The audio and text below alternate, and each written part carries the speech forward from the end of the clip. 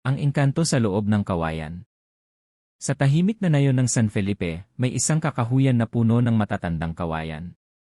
Walang sinumang nagtatangkang pumasok sa loob nito, sapagkat may matandang kwento tungkol sa isang engkanto na naninirahan sa loob ng isa sa mga kawayan. Sinasabing ang sinumang magtangkang pumutol o kumuha ng kawayan doon ay hindi na makababalik. Isang araw, napadpad sa kakahuyan si Lando, isang binatang naghahanap ng kahoy para gawing panggatong.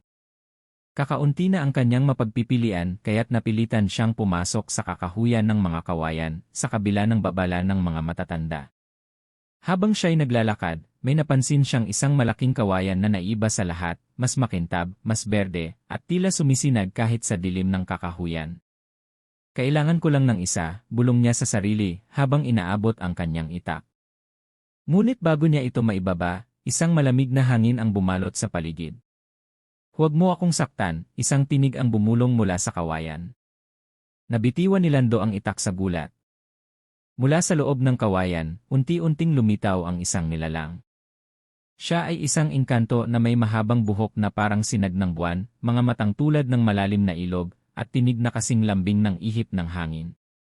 Ako si Amaya, ang tagapagbantay ng mga kawayan. Bakit mo naisirain ang aking tahanan?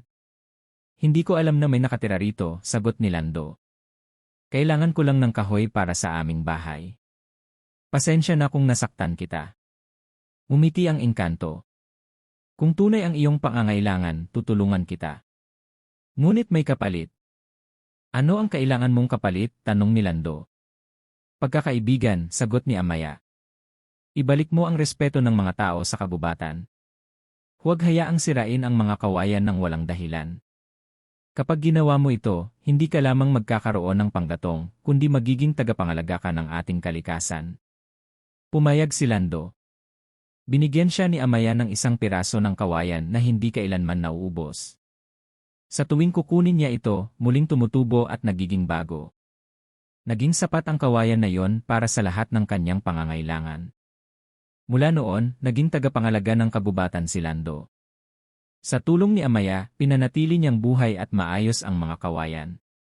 Ang mga tao sa nayon ay natutong igalang ang kabubatan at muling nakaramdam ng biyaya mula sa kalikasan. At tuwing gabi, sa ilalim ng maliwanag na buwan, sinasabi ng mga matatanda na maririnig pa rin ang awit ng engkanto sa loob ng kawayan, isang paalala na ang kalikasan ay may sariling mga bantay at kaibigan.